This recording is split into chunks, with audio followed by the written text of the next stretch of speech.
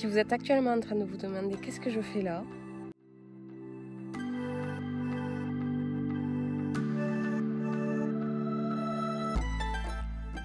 et puis si vous vous demandez mais qu'est-ce qu'elle fait en haut des pommiers quoi, non, je ne change pas de vocation, c'est pas du tout le but, mais par contre j'ai quelque chose à vous dire.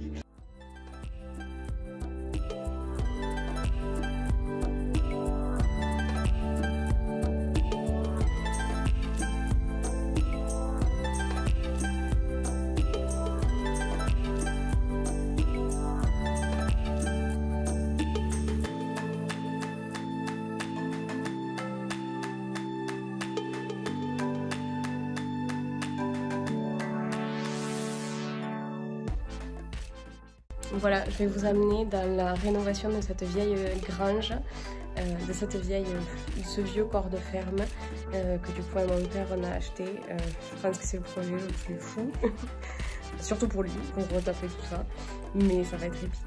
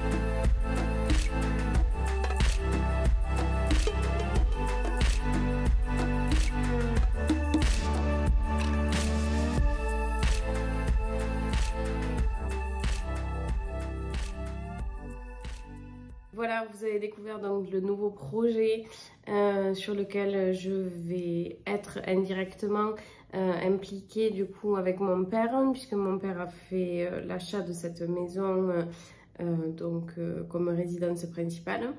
Donc forcément ça va être plus compliqué pour lui parce que du coup lui il va vivre pour l'instant dans une solution ponctuelle à côté de la maison. Et du coup il s'est aménagé en fait le deuxième hangar qu'on a pu voir où il n'y avait pas d'éverite. Donc en fait il y a une partie où il y a la maison et l'autre partie où il y a un hangar. Cet hangar il a été recouvert parce que ça faisait partie des conditions de l'achat de la maison.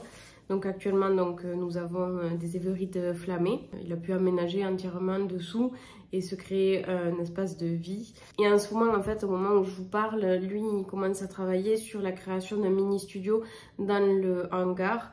Et en fait, le but, c'est d'avoir une salle de bain WC et les machines, type machine à laver le linge, sèche-linge, surtout un chauffage et pouvoir, je pense, y mettre une armoire. Donc là, on a commencé petit à petit les travaux. Le week-end dernier, on a enlevé les tuiles d'une des dépendances des petites maisonnettes qui est en face. Je vous mettrai donc la vidéo.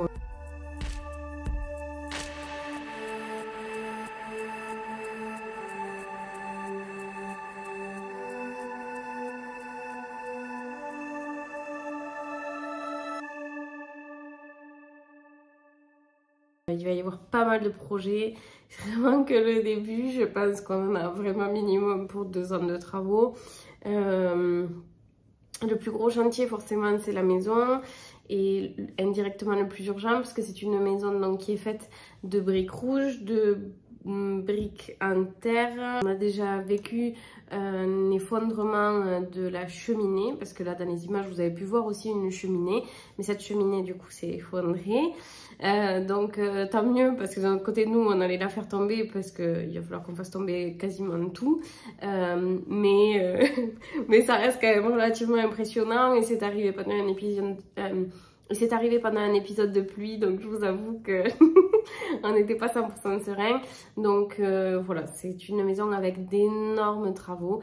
Je ne sais pas si parmi vous, il y a plusieurs personnes qui avaient touché à de la rénovation. Si vous aimez la rénovation, mais en tout cas, sachez que je vais essayer de vous faire un épisode par mois sur les rénovations que l'on fait. Moi, j'ai pour but d'y aller un ou 2 week-ends par mois parce que je suis partie du principe... Enfin, si vous voulez, aujourd'hui, j'ai un métier dont du coup, j'ai un niveau ingénieur, beaucoup le savent, et je travaille dans le monde de l'aéronautique, dans la qualité des processus. C'est un métier qui est pas vraiment passionnant pour moi. J'ai été passionnée par mes études. Mes meilleurs amis d'aujourd'hui, je les ai rencontrés donc pendant mes études parce que c'était hyper fédérateur les études que j'ai fait. Et puis vraiment, encore une fois, c'était une période de ma vie où je me suis passionnée. J'ai été en apprentissage dans une société où j'ai pu toucher à tout parce que c'était une PME et j'étais passionnée. Maintenant, dans une plus grosse entreprise, c'est pas pareil, on peut pas toucher à tout et donc on a vite fait le tour et la passion s'enlève un peu et j'ai besoin moi de passion pour pouvoir travailler et m'épanouir dans mon travail. Donc aujourd'hui, c'est ce que je retrouve plus vraiment. Donc à côté, en balance, ça fait quelques temps du coup que j'aimais bien justement monter des vidéos. En tout cas, le fait d'y réfléchir, d'avoir l'ambition de créer en fait des vidéos, j'y pense tout le temps. Plus ça va dans le temps et plus maintenant j'ai aménagé dans une maison par exemple.